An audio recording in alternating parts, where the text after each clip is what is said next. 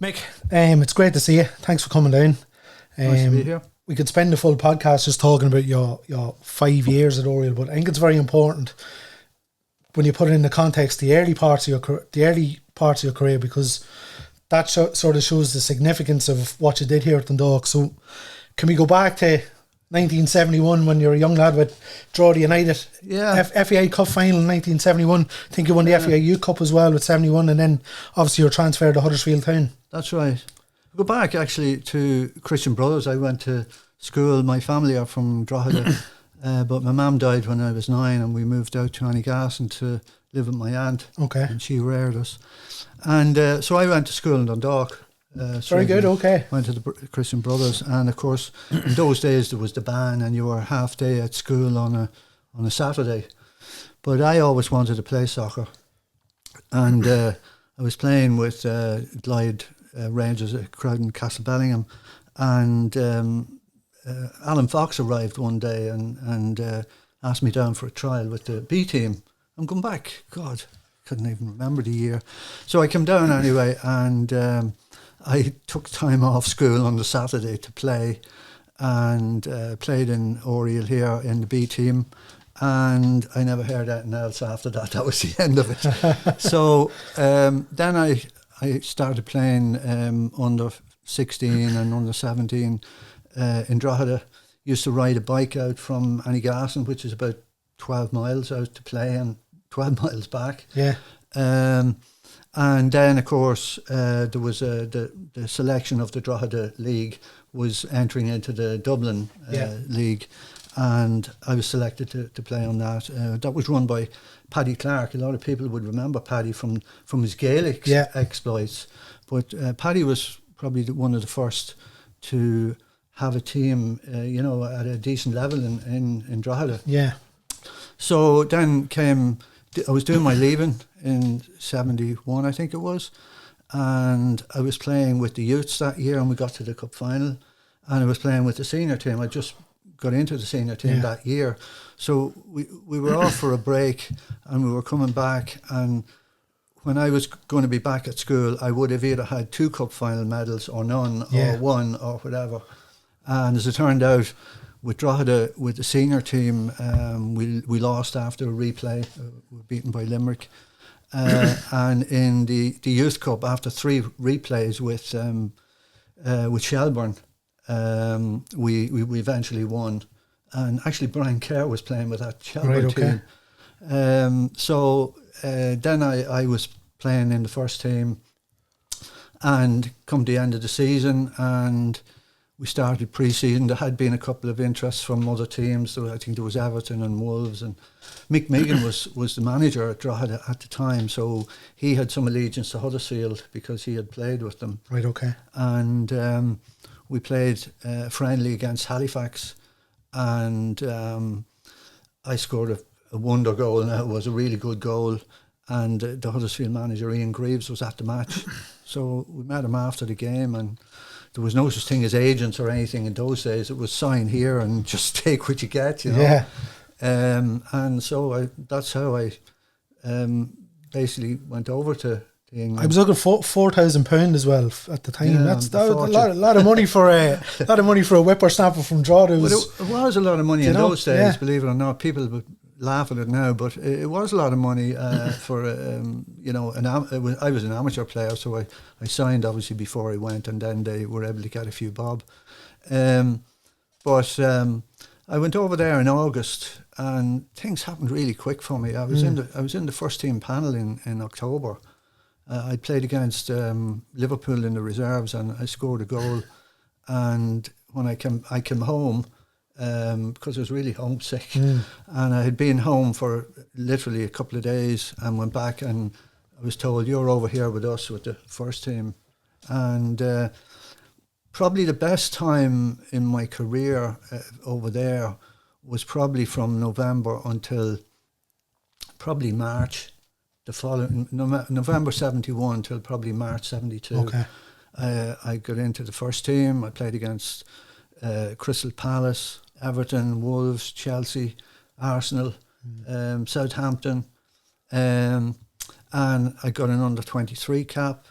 I played in the full international team with Johnny Giles against the West German the Olympic team, and scored in that. Yeah. And things were just on a roll. It was happening so fast I didn't even understand what was happening to me, you know. When we put that, it's funny because just before we started talking, we were talking about Evan Ferguson. We're recording this the day of the Ireland and France game. We're talking about Evan Ferguson, but an 18-year-old going over to play Huddersfield, and obviously in the top division, the Premier League or Division 1 as it was known then. It's something similar is happening now, and you can see the fuss and the hype around Evan. It's back then. What was it, a massive deal, or was it sort of low key back home when this was happening for you? It was actually a massive deal. Okay, yeah. And probably a little bit more so in the sense that there wasn't as many players going over then. There was very, very few, you know, coming through into the Premier League as it was then. So yeah, it was a fairly big deal, and you know, with all of the getting into the Ireland squad and all that type of stuff, there was a lot of press about it and a lot of stuff. It was all gone over my head, to be honest, because it was just like a dizzy spell that I didn't really realise till it was over what was happening. And then of course I got an injury then, and the team got relegated, and we were in the second division. That was then it'd be the championship now, and I played about 25 games there, and just a few different injuries. Couldn't get a decent run in without an injury, you know. And then I got the first thing was I got a gash shin, kept me out for about 6 or 8 weeks.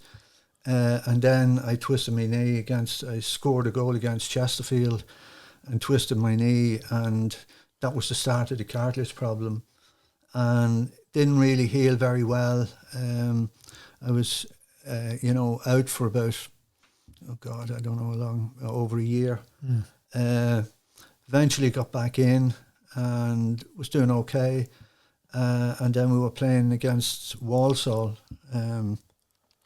down in Birmingham, and it was really bad tackle now, you know. I had a full twist of my knee on the knee that I had the problem with, and the guy came in over the top, and I had 4 stud marks on my knee, but it just collapsed basically sideways. You know the way your knee bends straight, well mine bent sideways, and it was taken off into one of those big communal baths. It wasn't long on the game, and I was playing really well in that particular game. And this guy was probably nearly finished, and slow this guy down a bit, you know.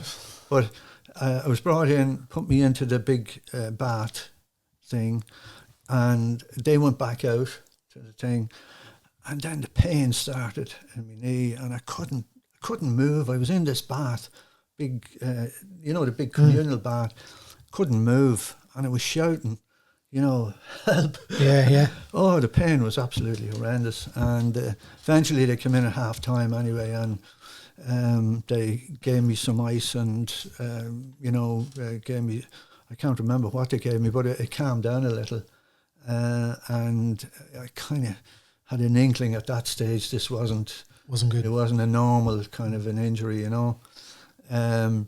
So then I went to see a consultant, and I was summoned then in about 3 weeks later in to see the doc at the club.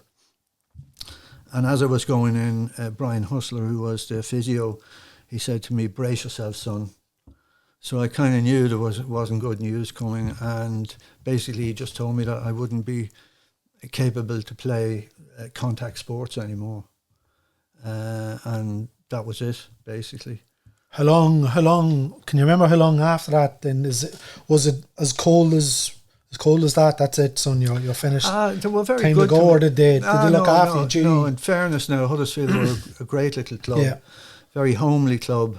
Weren't doing well at the time, so they offered me a testimonial, but they were after being relegated again. That's right, consecutive relegations, isn't it? Yeah. And one of the guys that I was talking to said, look, you could end up losing money on this. You know? Yeah. So I didn't go for that. They did give me a few quid. I think it was about 4,000, which again was probably a few bob at the time, but nothing that would set you up for the rest of your life, like, you know. When you come back, I'm sure you're grateful you did leaving. You stayed on to do the leaving cert. Probably you come back and that was all you had. Yeah, basically, that's all I had.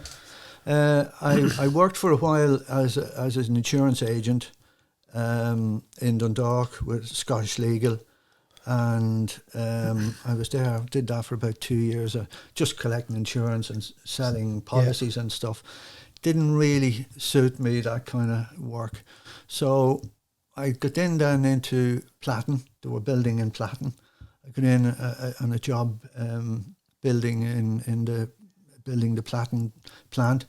And then I got into a company called Centronics, who were a new American company that was setting up in Drogheda, making printers. I got in there just on the production line, and then a job came up on the notice board, computer operator. Okay. And it said open to all. So I said, well, I'll apply for that. Yeah. And I applied for it and did the aptitude test, and I got the job. And I remember thinking, my God, I'll never understand this stuff, you know. But as things turned out, it was another career that I actually had some kind of an aptitude for. Yeah. And that's where I worked for the rest of my life, really. Not in that company, but in that computer sector, operator. I became a programmer, systems analyst, project manager, and just worked my way through the whole IT kind of area, you know. When you come home and you're working and stuff, did you have any desire to get back in, or was it I'm done with football? Did that kill it off for you when you come home from England, or did you think, you know what, I'll give it a while and I'll see if I can start doing a wee bit of it? No, good question. I think I was sort of I had accepted that I'd never play again before I came home. Right, okay. Because the signs were always there that it wasn't good, and when I eventually got the word, I had accepted it, and I came home and thought, I'd love to play again sometime. Yeah. You know, but I at that stage I thought I had the worst knee in the world, and you know that it was never going to work out for me, you know. And then by chance, I happened to meet Jim McLaughlin one day out in Drogheda. He had a courier, and I was walking down the road, and he saw me and he shouted, "Well, Mick," and I said, "Oh, Jim, how you doing?" And he says, "Are you doing anything? You playing?" No. Says, "I know I'm a crock at this stage." I said to him, and he said, "Have you ever gone down to Jim McLaughlin? Oh, Jim, Bobby McGregor. Bobby McGregor. Yes, Bobby McGregor. In Belfast." I said, "No." And I was thinking to myself, what's the point? Yeah. And he said, "I'll tell you what," he said, "Glentoran are playing Bohemians in Dalymount Park next week." He says, I'll get on to him and he'll have a chat with you at the game." So I went to the game anyway, and he brought me into the Glentoran dressing room after, and he looked at me knee and he poked around at it, and he said, "Oh, this fella's worse knees than that playing." And I kind of looked at him and said, "No, this is the worst knee, you know." And I felt, you know, I suppose he could give me a little bit of a lift. And he said, "I'll tell you what." He gave me this. He told me to put vinegar and water on it every second night for something like 6 weeks. So I was going to bed smelling like an old ship with a plastic cover around my knee. Yeah. And then I had to go down to see him. At first, he was only seeing me at the Glentoran game. So I was at Cliftonville and down in Glentoran's home pitch and everywhere. And you know, at that time, the troubles were on. Of course, yeah. So it was pretty scary going around Belfast. But anyway, he then gave me this sort of a lotion. It smelled like wintergreen. Yeah. And I had to put that on it for, I don't know how long, about 2 months. And then he told me, you know, start doing a good bit of walking and jogging and this kind of stuff. Long story short, I suppose after about a year, he said to me, you can try it out. So I got on to Jerome Clark, who I knew in Drogheda, and I was down at the stadium in Drogheda training. Yeah. And I kind of thought maybe that I might get a chance to test it out with the Drogheda B team or something. But I think because I had there'd been insurance paid out for me in England, it was probably wasn't that easy to do that. So I met Paddy O'Neill at the time. He was running CIE, it was called. It became Mosney CIE, and I started playing with them just for half a game or a quarter of a game, and then gradually Bobby would tell me do a bit more, and eventually I was playing. And when Jim met you and suggested Bobby McGregor, did he say to you, I'll keep an eye on you, or no, you know, you never know what. No, you never know where this might lead. It was basically just look. Just I'll help you out, kind of, you know. As I took it, and then I played in one match and I scored 6. I think we won 6-0. I was looking this up, right. This is really good. Like, you talk about things moving very quickly. So I was looking up. End of '79, you're back playing with CIE in the Leinster Senior League. January 1980. You scored 6 for CIE, but I read in the paper that they didn't put the right name. They give it to somebody else. So they got the name wrong. They give somebody else, and I think you were unhappy about it because you scored 6 and they didn't give it. I think it was Willie Crawley said it to Jim, and in the next game, it was up behind the station in Drogheda, and I saw Jim on the sideline, and I played and I scored, but I didn't really play particularly well. And he came over to me and he said, would you be interested in playing for us, coming up and trying it out? I said, yeah, sure. I said, but you won't be signing me after that performance, you know. He said, I didn't come to see how well you played. I just wanted to see if you had the hunger. Yeah. And come down tomorrow. I think they were playing, I think it was Pats they were playing. Brought me in and went into the dressing room, and then him and Mick Lawler walked me around the pitch and talked about it. And Jim said to me, is there any reason why you couldn't play for us?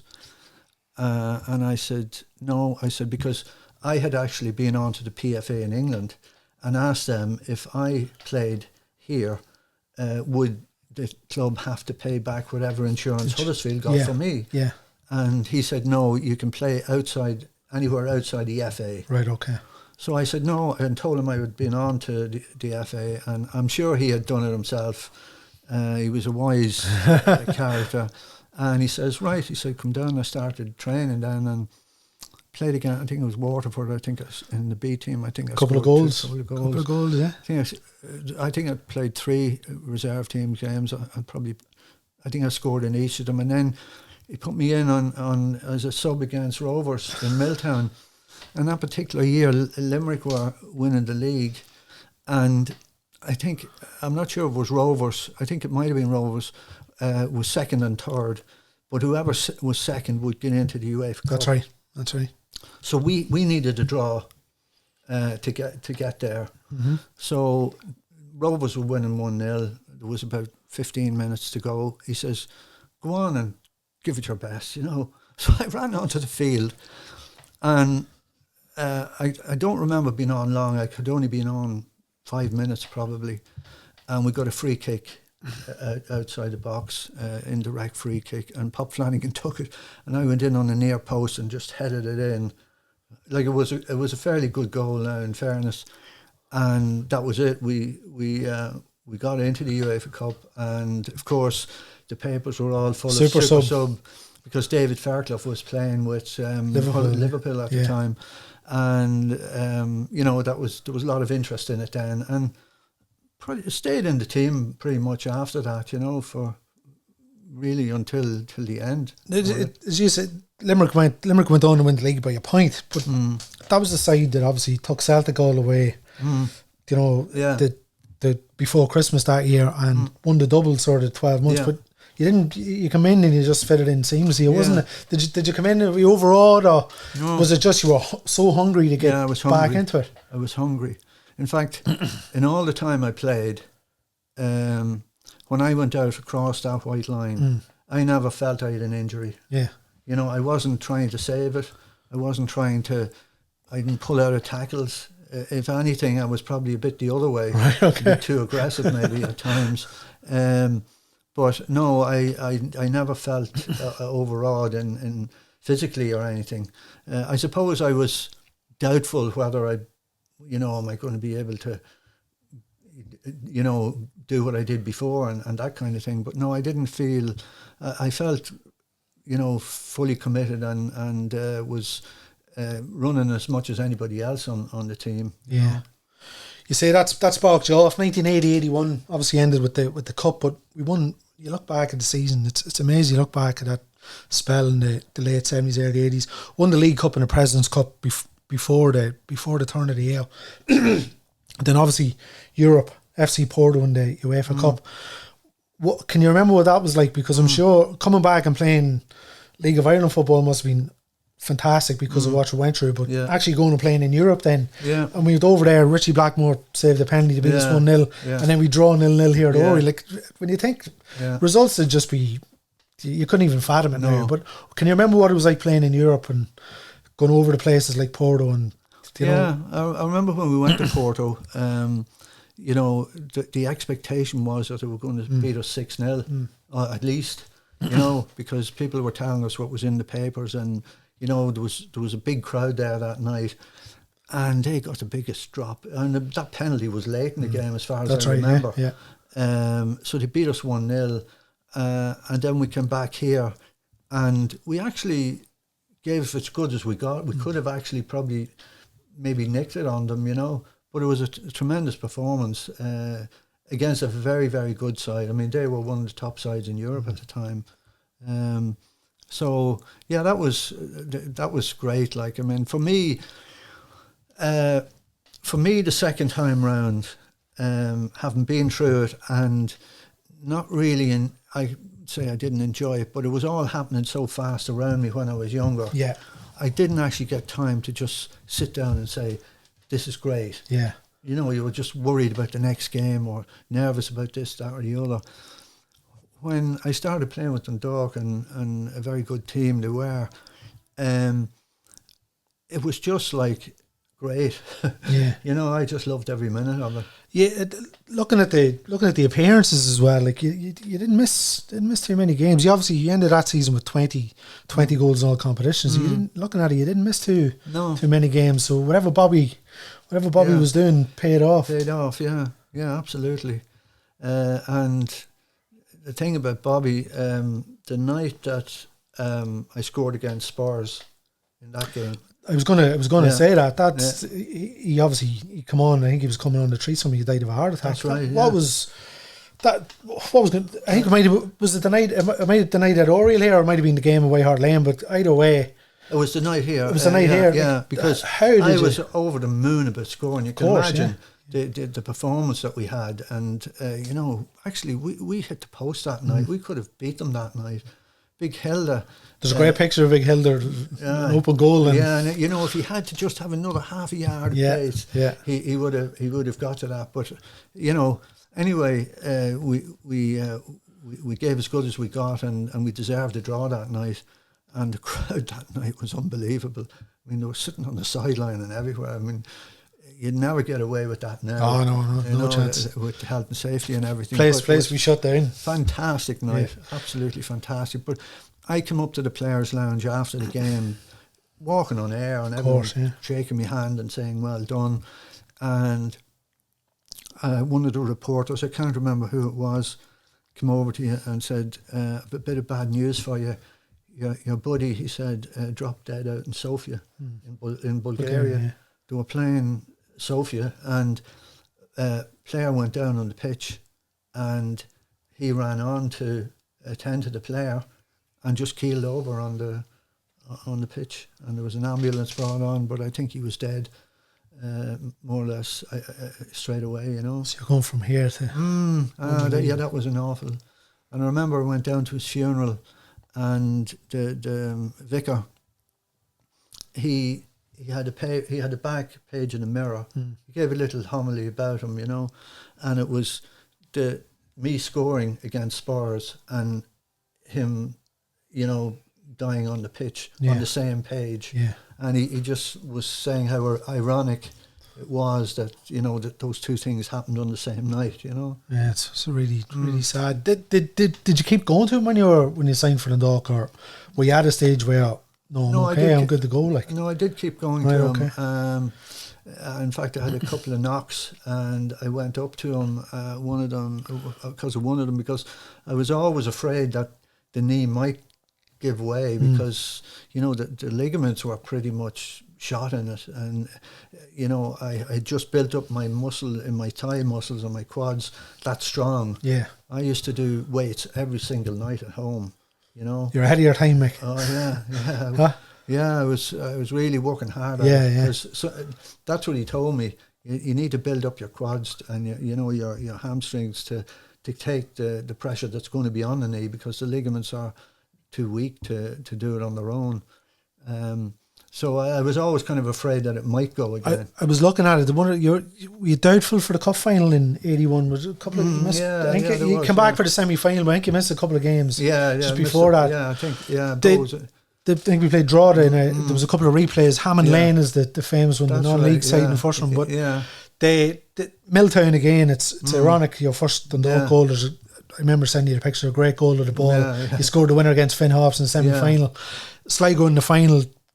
We spoke about it for the anniversary a couple of years ago, but when you're breaking through in the end with 7 or 8 minutes to go, we're 1-0 up, chance to win it. Do you remember the defender who was? Yeah, he was chasing you down. Paddy Sheridan. He tried everything he could to I remember Sean Byrne, Paddy Dunning headed the ball down round the edge of the box, and Sean Byrne whipped it long, and we were standing on the halfway line, me and Paddy Sheridan. Yeah, and Paddy was a big, strong lad, but he wasn't quick. Yeah, and I knew it was coming, so I was on my way. Yeah.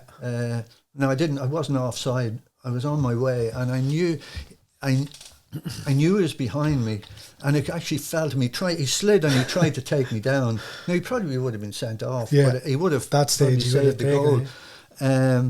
And then I was through, and I was looking at I think it was Declan McIntyre, the keeper, was coming out, and just as I was about to slide it in, it bobbled up. Oh my God. And the next thing I clipped it over him, luckily, and it just went into the back of the net. I was very, very glad to see it go in, because and they were pressing hard on us. If they had to get an equaliser, you wouldn't know what way that game could have gone. So reading the reports, it was I believe the wind just wrecked it. It was an awful day, and then there was the infamous clash of heads with Dan McKeely and Tommy Mack. I think it was 5 or 6 minutes into the game, the two of them just took lumps out of each other. Yeah, that was the wind really spoiled it that day. It was like a gale of wind, and it wasn't really a day for football. And in fairness, it wasn't a great game of football, in the footballing sense. But it was a cup final, and your job was to try and win it, and that's what it was all about. I remember asking you a couple of years ago. We did it. Obviously, we showed the footage and the commentary. Jimmy McGee's commentary, and was like, the comeback is complete. 10 years after losing an FA Cup final with Drogheda, and everything you went through, here you were with Dundalk, lifting the trophy is amazing, isn't it? Yeah, it's funny the way life goes and career goes, and there's ups and downs and everything, and I probably was very lucky in many ways, and very unlucky to get the injury in the first place. Yeah. But very lucky in a few different ways when I did start coming back, Yeah. But yeah, and as I say, I enjoyed it the second time round more, I'd say, than even all the players around me. Yeah. Because having been there and then it being taken away, and then to be given something back, not quite at the same level, but a fairly good level, the best level that's here in this country. That's why I enjoyed it so much. So that was your first full season. 20 goals in all competitions, player of the year. We finished 6 points behind at Lone in the league. Athlone won the league. We came second, but I was looking at it. Athlone, that was obviously when Turlock O'Connor came in to take over Athlone. They collected 51 points from 60 available, so they didn't drop too many. No. But when you take into consideration, we won the cup, won the League Cup, won the President's Cup. You know, it's a good season. It's an unbelievable season. You know, you'd rip hand and all the season. Pooch Davis was the leading scorer that year, but I think he had about 8 penalties. I wasn't taking penalties. I missed a penalty in Daleyman Park. That was the end of it, was it? I think it might have been in the President's Cup or one of those things, and went to a penalty shootout, and Philip Green was commenting, and I blazed it over the bar. And I remember him saying, "Oh, that one's going to be a danger for low aircraft coming." That was the end of it. So that was the end of penalties for me. When you look at it though, that's 2 runners up. So you finish runners up in your first half season, runners up then.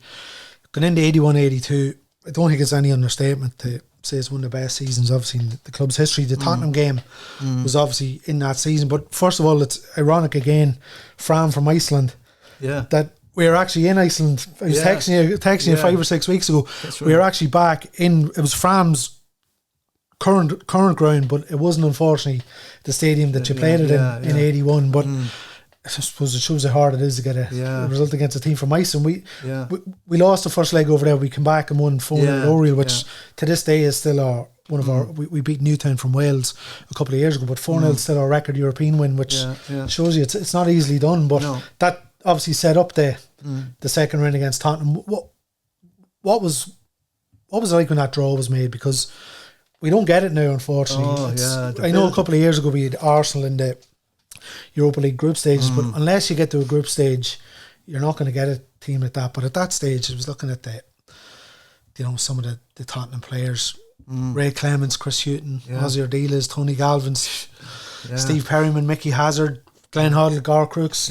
Fantastic. Unbelievable. Can you remember when the draw was made? What you were thinking? I mean, we were hoping that's what was going to come out, and when it came out, the build-up around the town here was just fantastic. It really was. I mean, it was on everybody's lips, coming up to the game, and it was a big event, and I remember before the game, there was some comments made by the Tottenham Hotspur team about the facilities. And I remember Jim, before the game, he pinned it on the wall, and he said, "See what these so-and-sos are saying about us. Let's go out and show them what it's like here, what it's going to be like for them." And we did. We definitely gave a good account of ourselves that night. It says there was 17,000 people at Oriel, which that's you can't even pick it. The atmosphere was just electric. I mean, in the size of the ground, with that many people, it was just unbelievable. It was probably one of the best nights now that in my career. That when I look back and everything about it, except being told afterwards about Bobby McGregor, but everything else that night was just absolutely brilliant. Obviously, we drew 1-1. That was our 8th European game unbeaten at Oriel Park. When you consider who we played during that period, what was it with Jim that just set teams out? Like, we're obviously part time as well back then. Spurs were obviously full time. Lads who were playing in the World Cup in '78 and stuff like that, and they're coming here. But by all accounts, as you say, we could have ended up winning the game. Jim just had a way with players. He knew how to manage players, and he was a great tactician. And Dermot Keeley and Tommy Mack were great as well. Even in half time when we'd be having team talks, and Jim would be saying, we've got to stop the runner here, he's coming this way, and Tommy'd say, you need to push across, and all this type of stuff. But Jim was a great tactician, and he had a way with players that he seemed to be able to get more out of players than anybody else could. And you would play for him. He was great to play for. He was hard, he didn't. He wasn't a softie, but he definitely had a way of getting people to play for him, definitely above maybe what their station would be, perhaps. Glenn Hoddle set Gar Crooks up. It's funny because they scored after 63 minutes here, and the winning goal at White Hart Lane came in the 63rd minute as well. It was in the same time, but we obviously equalised with 8 minutes to go. I've tried RTE, I've tried everywhere to get footage. There's no footage seems to exist of the goal. So talk us through the goal, Mick, and you can embellish it if you want, because I don't think anybody's going to prove it wrong. Well, actually, I just happened to see a thing in the paper there, it's just an old clipping that a businessman had come to, a Dundalk businessman had come to the club at that time and asked could he video the game. Okay, so there is. So it was videoed. There's somebody has it somewhere. I saw it. I saw the video. Okay, did you? But it was the granularity on the picture wasn't great because the floodlights weren't really for for TV broadcast or anything back then. But Martin Lawler, they had been attacking, and Martin Lawler got the ball about 20 yards out on the left back position on his side, and I was over at the opposite side of the centre circle to him. So we're attacking the town end. We're going this way. Yeah.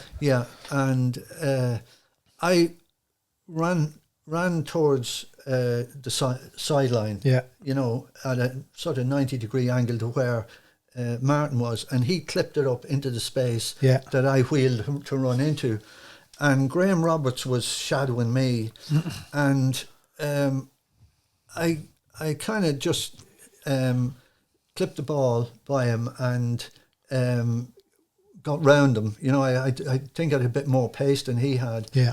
And Clemens came out, and I just kind of slid it in under him.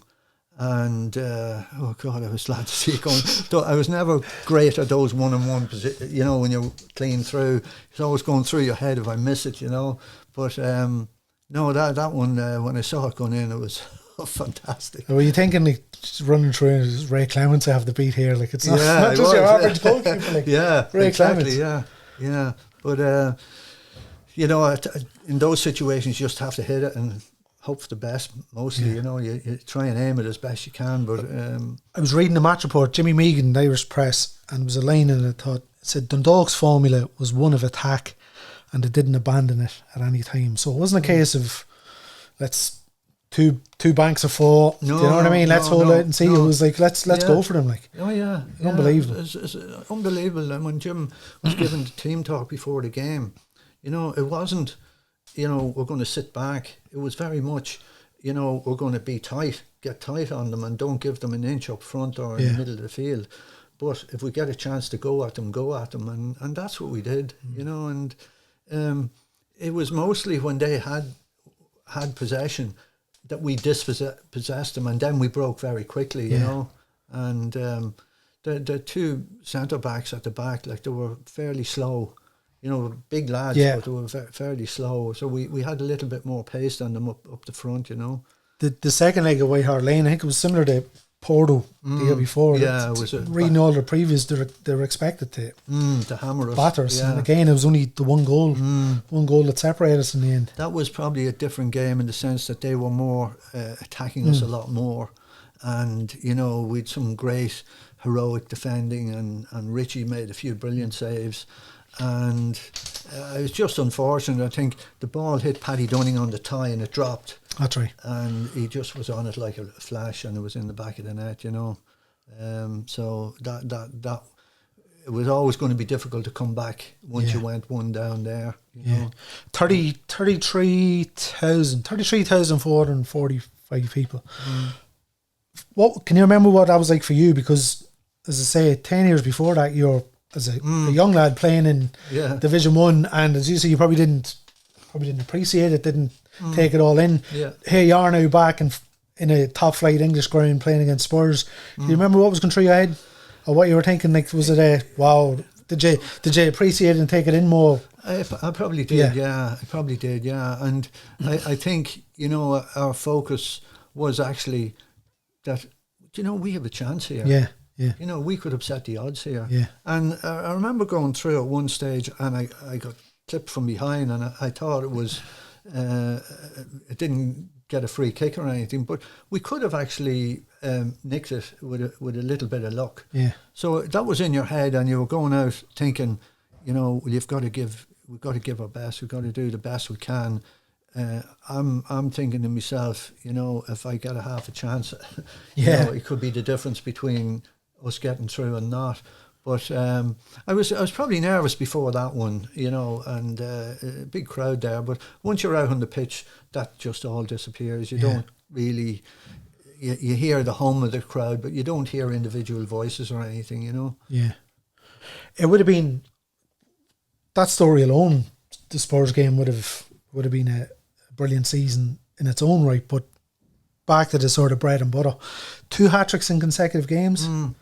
I think I remember that. I think Dave McMillan did it in 2016. Yeah. And I remember reading about you doing it, but it's not an easy feat. Two hat-tricks in consecutive games. No, I was on a roll at that time, I just was in a great vein of form. And, it's like that when you're a striker, when things go for you, they go for you. And there was other times that, I remember at one stage I hadn't scored in about 8 games, and I started wearing an old pair of boots that the toes were out of, thinking that would maybe kickstart me. So were you superstitious? Yeah. What else? I was always last out of the dressing room. Right, okay. Yeah. Okay. Yeah, very superstitious, yeah. So, but when it's going for you, it's going for you. And if I suppose when it's not, it's not. And you just enjoy it when it is, and try and make it better when it's not. Yeah. Going into April 1982, so we're looking at another, obviously we won the double in 79, we're top of the league, into the cup semi-final. One of the other, and it's, I know we're saying back in the old days, but cup semi-final against Bows, a third replay. Yeah. 4 games, extra time in 3 of them. Yeah. Like a third replay, but an epic semi-final. Epic, yeah. What can you... I was going through each of them, the 4 of them, and I think there was only one, I think maybe the second one was a 0-0, I think at Talca Park, but the other 3 were just hammer and tongs the whole way through. Great rivalry at that time with Bows, and they were a very good side. And I think we should have won. We should have won that, but in the end, it just didn't work for us. I think Ollie Ralph come through that time, and I think he broke his jaw in one of the. He did, yeah. He broke his jaw in one of the games. Yeah.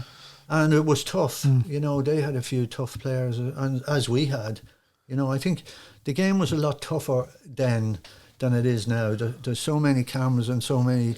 The likes of Mr. Keeley had never survived. No. He didn't survive back then. Imagine what he'd be like now. Yeah, that was a tough back 4, it really was.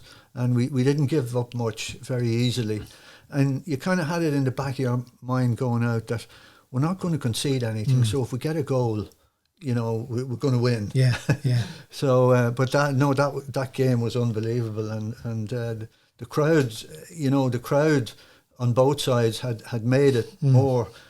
like it was electric, the games. Third replay. It's unbelievable. You think 4 games to settle it. Yeah. But it's again, I don't think it happened nowadays. The third replay which Bows bet us, 4 days later we had to go down to Athlone for the last game of the season. So you're out of the cup. Yeah. The semi-final, cup holders, you're knocked out of the semi-final after a third replay. You have to go down to Athlone knowing you have to win to win the league. Yeah. But we went down and we got the job done. Yeah. Wasn't that the year that there was the different point system? 4 points for an away win, 3 points for a home win. It was the Kentucky Fried Chicken League. Was it? It was a mad sponsor. Yeah. But we ended up, I think, looking at Jim Murphy's book, we would have won it anyway if it was the old point system. But the way it worked there, we won it by 4 in the end. But we went down to Athlone anyway and won it. Yeah, it was a dry day because I remember Big Hilda. Didn't Big Hilda score? Yeah, and Shelburne. Yeah, and I remember the ball came in and it was a goalmouth melee, and Hilda disappeared into a cloud of dust and come out and it was in the back of the net. That was a great day. I mean. It was going to be tough to do that because they had a hell of a season, And great days indeed. After finishing second twice, Mick, went on and then actually win the league. I'm sure that was a proud moment. Well, the cup is great, and it's a sort of a knockout thing. When you win the league, you're kind of the best team in the league, and it means a lot more, I think, to players and probably management. There's more hype about the cup. But if you play well in 3 or 4 games, you could win the cup. Yeah. Whereas you have to be consistent the whole season to win the league, and it means an awful lot more to, I think, the players than the cup. As I say, it's a different thing. It's a great day out and everything, but the other thing's a long, hard slog the whole season.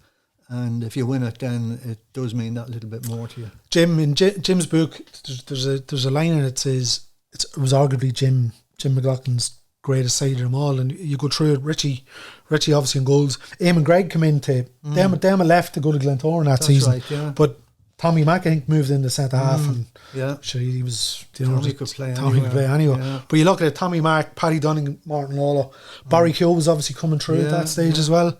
Yeah. Sean Byrne, Pop Flanagan, Big Hill, as you say yourself, Ollie Ralph, Willie Crawley, sort of lads like that. Yeah. Willie was great with me.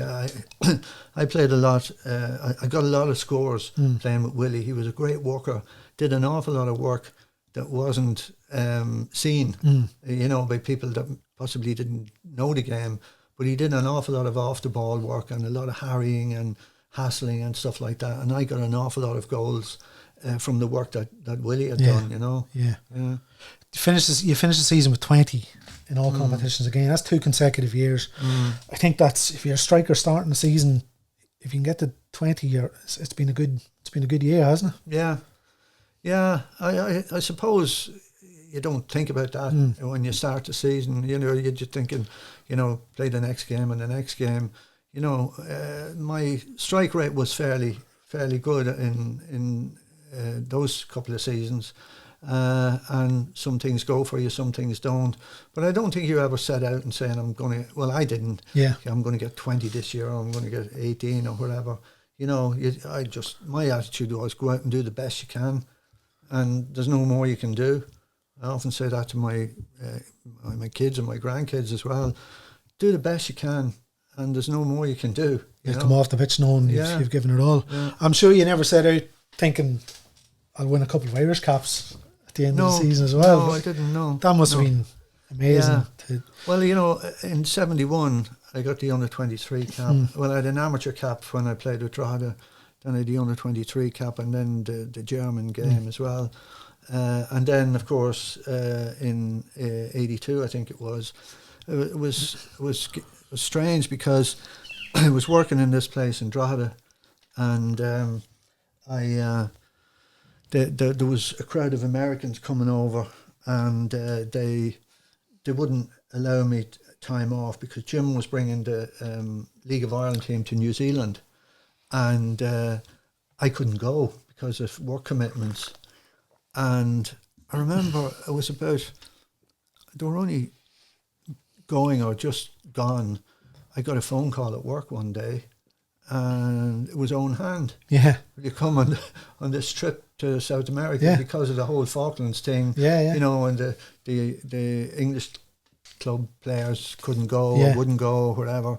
And I said, sure, Yeah. And it was brilliant, because I never thought that I'd get an international cap, having come back probably 10 years after I'd gotten the ones in the beginning, So, yeah, that was brilliant. The last Dundalk player to be capped by the Republic of Ireland. Is that right? Yeah. I didn't realise that. I'd like to see somebody take it off you, make it right. I won't lie, but it's a nice. It's a nice thing to, I suppose, to hold that accolade. It probably doesn't happen that often that League of Ireland players get brought into the squad, because of the abundance of players, or in those days anyway, in the English leagues. But just the way things worked out with the Falklands thing and all of that, he had to bring some. I think he brought myself and Johnny Walsh. It's funny you mentioned the League of Ireland representative team. When I was doing a piece on the Fram game when we were when we were in Iceland recently. I was looking at the build up to the game back in '81, and between both legs, the game in Iceland and the game at Oriel, the League of Ireland team went to play in Brazil. That's right, yeah. Now, I think you had bronchitis, so you said you had a chest. Yeah, so you couldn't go, but 5 or 6 of our lads come back from Iceland. That's right. Got in a plane to go to play in Brazil. Yeah. And then come back and played a league game at the weekend and played in Europe. It was again, stuff you just wouldn't happen. Wouldn't happen these days. Wouldn't happen these days. I think players are a little bit harder then, they didn't expect as much, and they just knuckled down and did a lot more. Just get on with it. Get on with it, yeah. Yeah. But they had flown back and we played, might have been Pats, I think. I can't just remember who it was, but they were pretty much fresh off I think straight into we it. either drew or we won, but I know we got a reasonable result after them coming back. Made a different stuff back then, Mick. Yeah. Different stuff. Oh, we don't want to go down there. Oh, that's for another podcast. I suppose when you look at after that, 82, 83, obviously the big thing was Liverpool in the European Cup, but I'm sure, and we've seen this over the last 4 or 5 years here, probably a feeling that this is going to go on forever, and this, and unfortunately it doesn't. Things come to an end. But Liverpool, obviously, in the European Cup was the big thing that year. But you look at the rest of the season, Cove Ramblers knocked us out of the FAI Cup. They were non-league at the time, and we lost out to Drogheda on the final day of the season to finish second. So that meant no European football the following year. You still finished with 14 goals, but at the end of the season, Jim decides that's it. Yeah, I'm away. And my time here is done. And he moves to Shamrock Rovers, ends up winning the league. But can you remember? Did you get a sense that this might be coming to an end? Yeah, and there was probably a little, when the wheels start to come off the wagon, people start getting a little bit narky with each other and pointing fingers and all that type of stuff. So I think there would have been a little bit of that creeping in, and. I think when Jim left then, the whole thing kind of really fell asunder in one way, I think it was John Dempsey that came. John Dempsey came in, the following season. But was it... It must be hard. Like, you look at that. So, you come in 79, 80. 79, you win the double. 80, you finish second. 81, you win the cup. 82, you win the league. Like, it can't be easy. No, you have to come back at the start of every season and say, right, we need to go again. Can't be easy doing that every. No, but I think what you do is you just take each game and you do, you're looking at each game.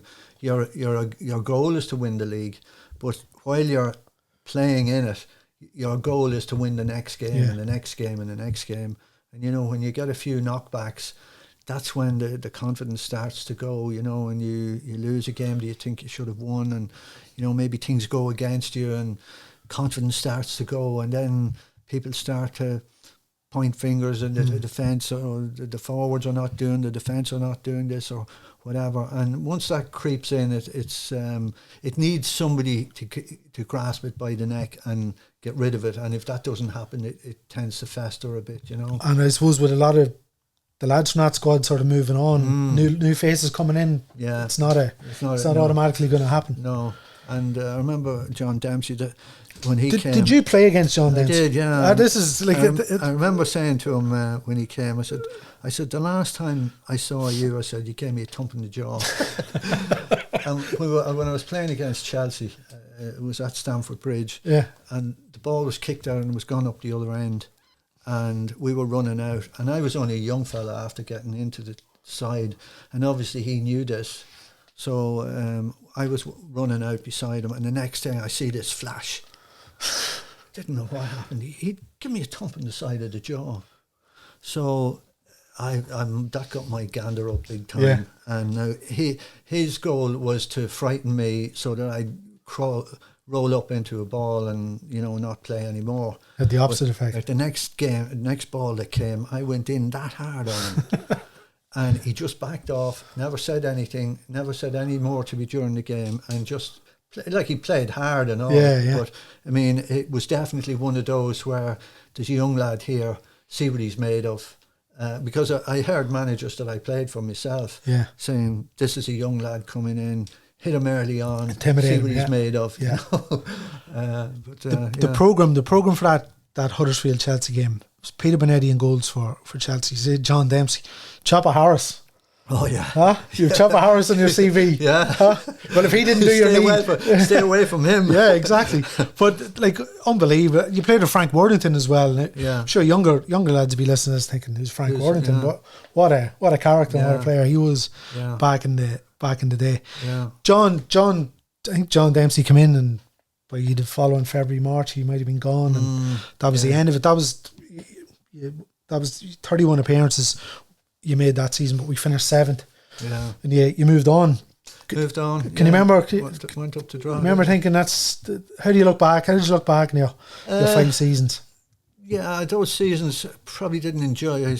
Obviously, you didn't enjoy as much as the others. Last couple, because we were winning the other times. But as I say, there was new players come in. There wasn't the camaraderie. There was probably, some people feeling that other people shouldn't be in, and all this type of stuff. And yeah, I think at that stage, and I think I was beginning to think, this is not going to work for me here anymore. So I went up to Drogheda, and it was ironic. I started there in my career, and I went there and had a very good portion of the season there with myself and Roddy Collins playing up front. We got a couple of hat-tricks each, and we were going really well at one stage, and then Tony Mackin was the manager, and he was great, but he went, and they brought in a guy who was over at Glebe North, and that didn't really work. And I think Sligo asked me they were looking for, that's right, I think they were looking for promotion, and they were looking for somebody to come over for a few games. So I went over there for a few games, and I think I played a couple of games with Newry as well. And then I said, no, the knee was starting to come against me again, it was swelling up and that kind of stuff, and probably wasn't enjoying it as much as Was it easy for you to make the decision to retire? I think it was, yeah. When it came, It wasn't a... Yeah, no, it was one of those situations where you look back and said, God, I shouldn't have had that time. Yeah. I'm grateful that I had that time, but now it's time up, it's really, it's not going to get any better. It was actually getting worse. When do you start sort of appreciating the magnitude of playing against Tottenham and Porto and winning a cup final, scoring a cup final, and winning league titles? Is it when the football's over and you have the kids? I think it is. Looking back, and I think it is. It's probably even now with grandkids and that, and they look at their scrapbook or something and you see, oh, Grand, I didn't know you played. And I suppose when you're in it, you're just in it. You're just happy to be winning things. Afterwards, I'm not sure you ever sit down and say, oh, didn't I have a great career? Yeah. I don't think I ever sat down and said that. It is what it is. I suppose it's when you have kids and grandkids and stuff, then you start to realise that, there was something there. It was a good time, and you're glad that you did have it, And you're held in esteem both sides of the county, Dundalk and Drogheda, which... There's not many. No, and you've straddled the divide. Yeah, and I did that from my family were from Drogheda, as I said. And yet I went to school in Dundalk. Anybody that you went to school with, did you end up playing with any of them here, or any of them? Can you remember any of them making it through?